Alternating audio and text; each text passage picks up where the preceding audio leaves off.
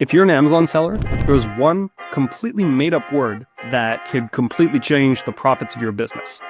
Rankability.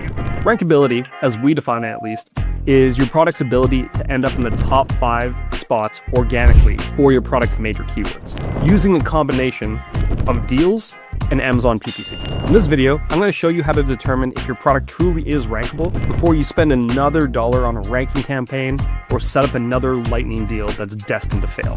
But before we get into it, here's some proof. This is one of my clients' accounts, and they launched this product on February 17th. And from February 17th to now, we were able to sell quite a few units and then turn that around and turn it into a profitable product with a 13% margin in 1, 2, 3, 4, 5, 6, 7 weeks. So we went from not being on Amazon at all to in 7 weeks running a 13% margin and a 20% tacos. And we are currently organically ranked second on our biggest keyword and third on our second biggest keyword. We did this in 7 weeks and we didn't even have to try that hard. The two keys were, one, we had a very good product and a good product strategy from the very beginning. And two, we recognized that and we implemented a very specific playbook that we're going to talk about in this video. Okay, I hate flexing like that. Really doesn't make me feel good, but I'm doing it so you guys know that we're really legit. So by the end of this video, you'll be able to tell if a product is rankable or if it's what we might call incremental, what metrics to look at, and then what to do if it's not rankable, aka incremental. So rankable versus incremental.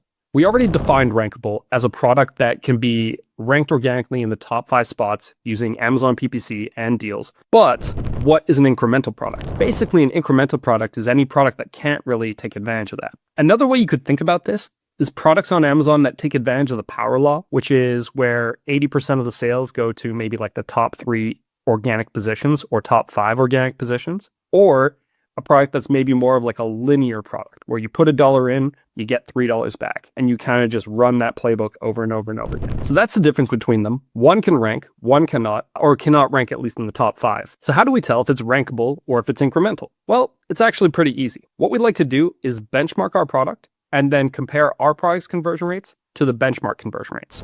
If this sounds familiar, it's because you've watched one of our videos before where we talk about the BCIT process. It's a terrible acronym, but it's the only way we can accurately describe what we do.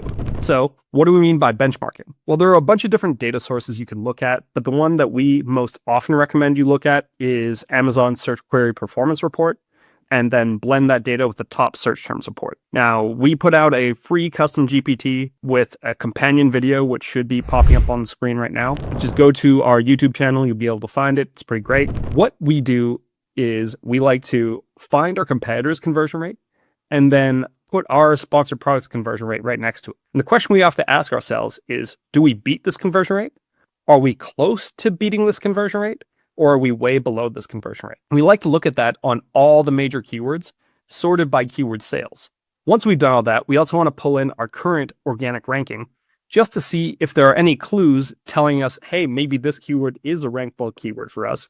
Maybe this one is not, just based on our existing keyword ranking. So go through that process and look to see if you have 1, 2, 3, maybe 5 major keywords where you could potentially be ranking because your conversion rate outpaces the competition or outpaces the benchmark, whichever way you want to say that.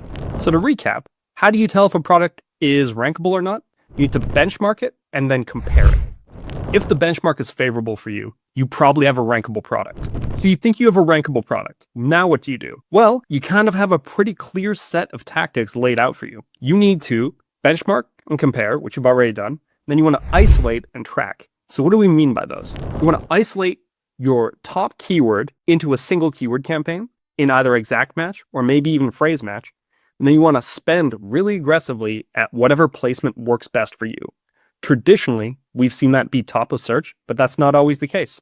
And because you're going to be running a single keyword campaign, you probably want to spend pretty aggressively because you think this is actually a very good keyword for you. If you're going to do that, then you probably want to be looking at this pretty consistently and keeping this on a pretty tight feedback loop. So if I were trying to rank a product, a lot of the times I'm looking at that keyword's performance every day or every second day. And so that's the BCIT framework. It's benchmark, compare, isolate, which we just talked about, and then track. So you want to be looking at that all the time. And that's why we showed you our screen earlier, where we're always tracking keyword performance for our products, because we want to make sure that we're getting that feedback and figuring out, is this a keyword that's going to rank, or is this not a keyword that's going to rank? Because the sooner you can make that determination, the better. So what else can you do if you're trying to rank a product? Well, generally speaking, you really want to max out your conversion rate. And so one of the other things that you'll see great performance from is running some kind of deal.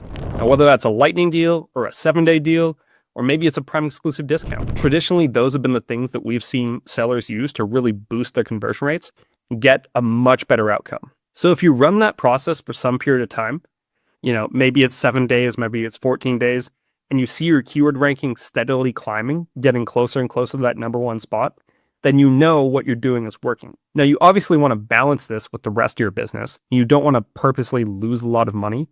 So there's kind of a fine line you need to walk when it comes to ranking a product. So our recommendation is try not to ever go below break even, because if you're going below break even, it means that you're really going to have to try hard to make yourself profitable. So the client that we showed you before who lost money for 6 weeks straight and then suddenly started making money on the 7th week, we were watching that situation very closely, and the client really wanted to become the number one bestseller on that product, or the bestseller for that keyword for that product. So we did this, and we knew we really had to keep a close eye on it. And even then, we were still a little bit uncomfortable. So the main thing to take away from this is it's important to at least shoot for break even, try to grow your keyword ranking, use deals strategically to boost your conversion rate, and then climb up to the best spot you can get to and try to level off and protect your profits. So that's the BCIT framework. We've talked about it before. Maybe we'll make a full video on it later, but that's what I would do if I had a rankable product. So let's talk about the other side of the same coin, an incremental product. So an incremental product is a product that we kind of consider to be a more linear product. You put $1 in, you get 3 back. You put another $1 in, you get 3 back. You kind of just want to keep running that playbook over and over and over again. But there are things that you can do to kind of stack things in your favor. You probably want to do a lot of testing. It's okay to have a lot of campaigns, but you probably want to make sure you have good isolation, because if you are spending on the same search term in multiple places, you might end up in a situation where you're kind of driving your own bid up in the ad auction. Then you can use things like deals or discounts or things like that.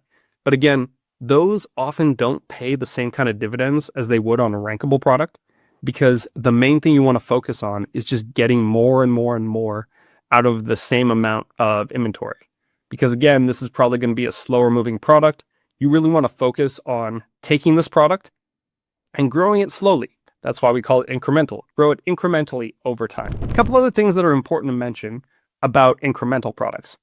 One of them is that on flagpole days, these things respond very well to deals. So a good example would be Prime Day. An incremental product might have a fantastic result that you wouldn't normally get from any other day of the year when you run a deal when it's Prime Day. So one of the things you definitely want to take advantage of is something like a Prime exclusive discount. They traditionally get really good performance and really good outcomes from Amazon. So that's something we highly recommend.